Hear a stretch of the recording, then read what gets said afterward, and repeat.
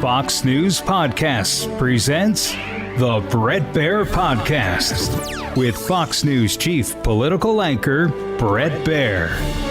To provide Ukraine with the security guarantees the same way as European allies do? Later down the road, we'll be talking about that. Hopefully, we'll be in a position to talk about that a little bit later on. It's a little bit too early to answer that question. Russia is not doing well with this. During this war, we need more pressure and more sanctions. And I hope with United States, first of all, and Europe. Meeting today at the UN. Joining me now, Ukrainian President Volodymyr Zelenskyy. Mr. President, welcome back to Special Report. Thanks so much, Bret. Thank you. What did you take away from your meeting with President Trump at the UN today? First of all, that it's very important that positions of our teams are closer than any time before. That's good that the details of the situation on the battlefield from intelligence of both countries are similar.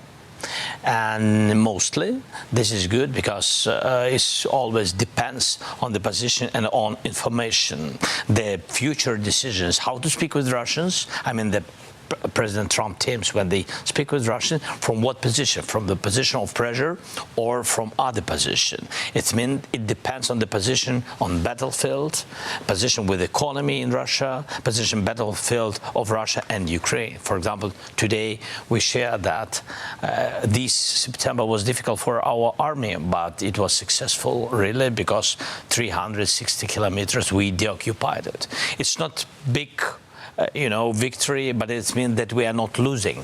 This is important. Your relationship with President Trump seems to have improved. Is that fair to say? I think we have a better relation than before. And I think we didn't have a close relation because we didn't have maybe time. I don't know other reasons. It's good that we have often phone calls and meetings, and I think the fact that Putin was lying to President Trump so many times also made a difference between us. You know, I know your staff read the post from President Trump that he posted on Truth Social after your meeting, but in part he said this: after getting to know and fully understand the Ukraine-Russia military and economic situation, and after seeing the economic trouble it is causing Russia, I think Ukraine, with the support of the European Union, is in a position to fight and win all of Ukraine back in its original form. With time, patience, and the financial support of Europe, and in particular NATO, the original borders from where this war started is very much an option. Are you surprised to hear that? A little bit. A little bit. I mean, this, I'm sure in my people, in my army, and I'm sure in strengthening of in support of the United States. But President Trump was more positive in it. And he showed that he wants to support Ukraine to the very end. So we understand now that we are ready to finish this war as quick as possible. And he wants, and I want, and our people want. But he understands that Putin doesn't want, and he understands that he is not winning, but he says to everybody that he will win. And I see very it was a little bit surprise for me. You're right. I was very positive signals from the side that Trump and America will be with us to the end of the war. Yes, as we will see. Right? We will see. But God bless, it will be so. Was there a commitment to put more pressure on Russia, on Vladimir Putin? Yes, President Trump understands that we need more pressure on him. There's not enough pressure from the Europe. They are our partners, but it's not enough.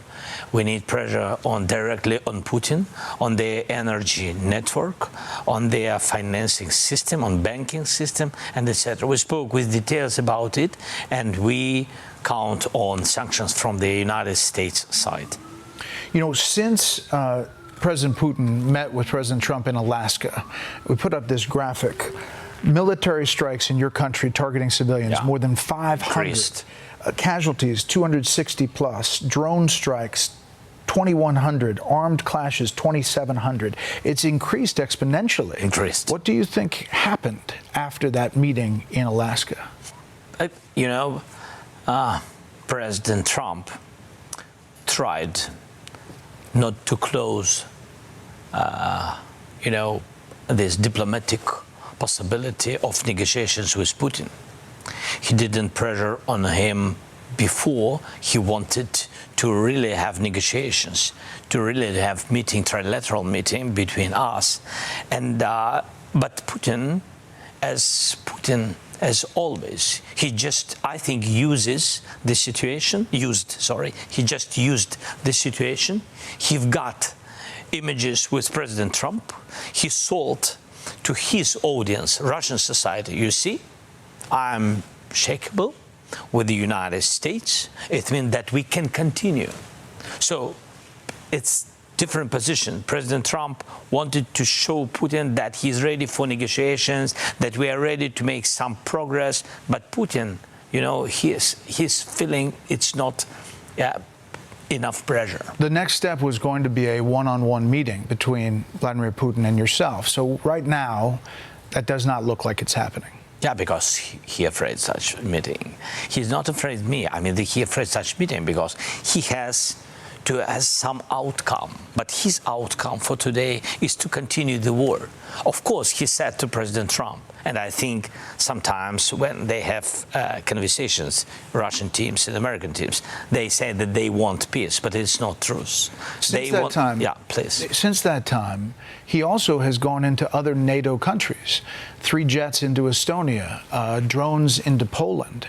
Do you think that's part of a plan? Today, President Trump said those NATO allies should shoot down those planes and drones. Denmark was yesterday Denmark. Yes. Baltics, Nordics, Romania already, a lot of countries.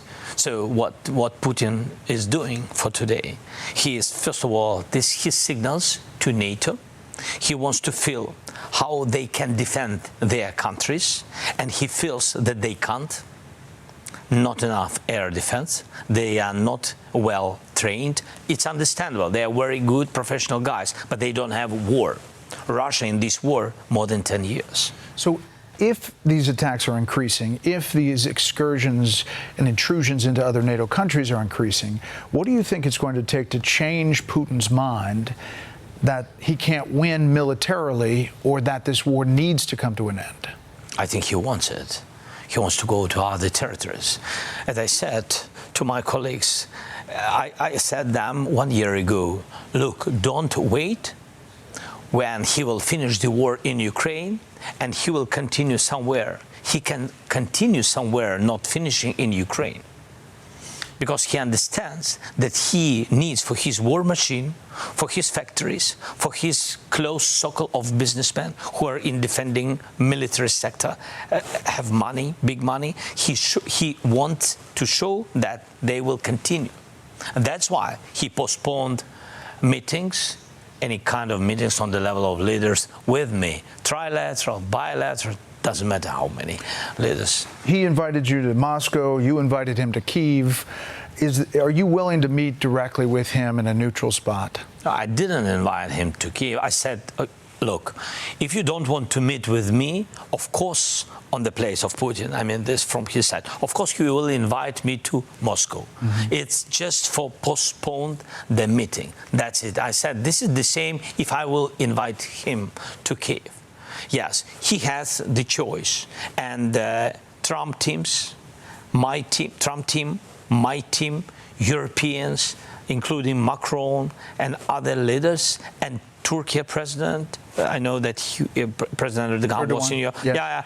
All of us, all our teams proposed meeting in Turkey, Saudi Arabia, Qatar, in Europe neutral, like Austria, Switzerland. So we said, even if you want somewhere like Kazakhstan, I mean... You're ready. Yeah, we are ready. That's it. We'll continue right after this. So I talked to President Erdogan yesterday here at the UN. I asked him about his thoughts about how long this might take. Here he is. Do you think the war ends soon? I don't really believe that it will. And that's not a good thing for the world. It's not good news. And We thinking about this in this manner is heavy on our hearts. Says he has good relations with you and Yeah. with Russia, but he doesn't think it's ending anytime soon. Do you agree with him? Because he knows my attitude that we are ready to finish the war. And he understands that Putin doesn't want to finish the war.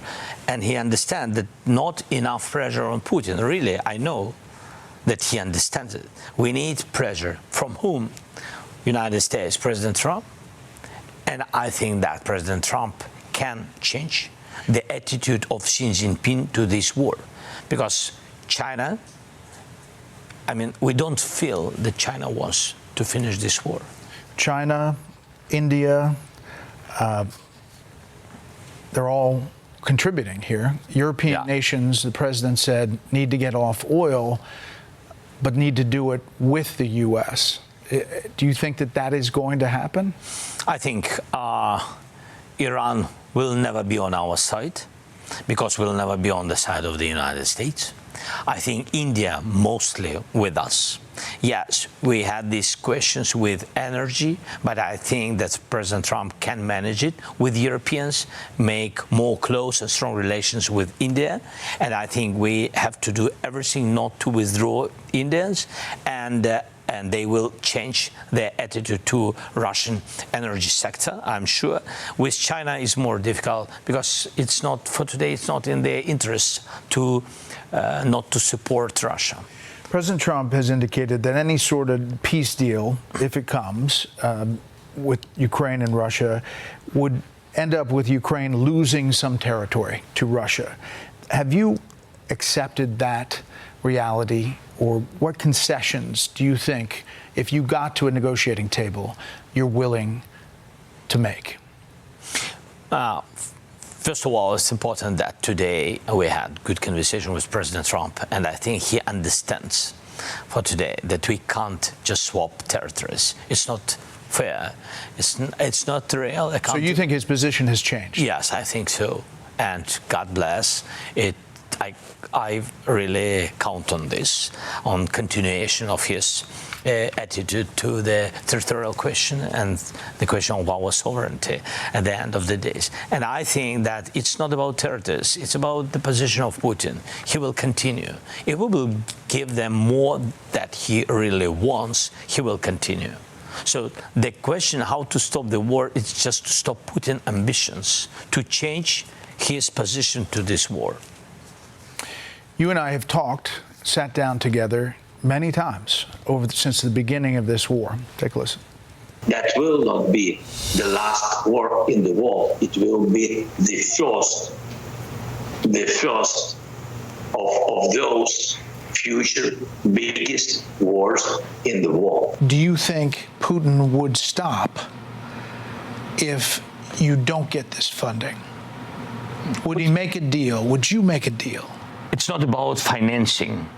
It's about the morality. He has to understand that all the world needs peace, and all the world will not give him possibility to occupy Ukraine. We are ready for peace, but we have to be in strong position. From the front lines to D.C. to here in New York, it's 43 months. Thank you that you've been with us all these years. Yeah, asking the questions, and you've been answering. 43 months of war now, fourth year. Your people have to be weary and tired, and troops have got to be wiped out. They're, obviously steadfast, and as President Trump talked about this, pushing back Russia when they were supposed to win in just a matter of days. How are your troops holding up? How is your country holding up? Very difficult position, of course, but from the side of morality, we are on our land. It's our home. We are surviving, but we can't lose. We can't lose. Otherwise, we will lose our independence. For the people around the world, including here in the U.S., who are concerned about corruption inside your country, who are concerned about where all the money is going, who are concerned that you're not holding elections because you're in this emergency time. Politico wrote this. your party, there's frustration growing. There have been growing grumbles within your party ranks about your highly personalized method of rule and your tendency to be dismissive of Parliament, plus the move against anti-corruption agencies still rankles some of your own lawmakers. For those people concerned about that, what do you say? First of all, it's not true. All the anti-corruption reforms being voted by this parliament by majority. Majority is our party. Everything, every changing, every independence of anti-corruption infrastructure was voted during all these years, even during the war. And all the European institutions who are always support this infrastructure, they know it. Because only majority voted for these laws. Even if we will change and find a way how to change, we need security for these elections. For example, we are ready if we will have ceasefire. Even if it's difficult according to our constitution. You'll hold elections? We can. Okay, if we can do with our partners, of course, with security guarantees. Security guarantees. Mr. President, we appreciate you coming on a busy day like this to the studio, and we'll always welcome you back on Special Report. Thank you so much. Thank you, sir. Thank you, Bret. Appreciate it. Thank you. Listen ad-free with a Fox News Podcast Plus subscription on Apple Podcasts, and Amazon Prime members can listen to this show ad-free on the Amazon Music app.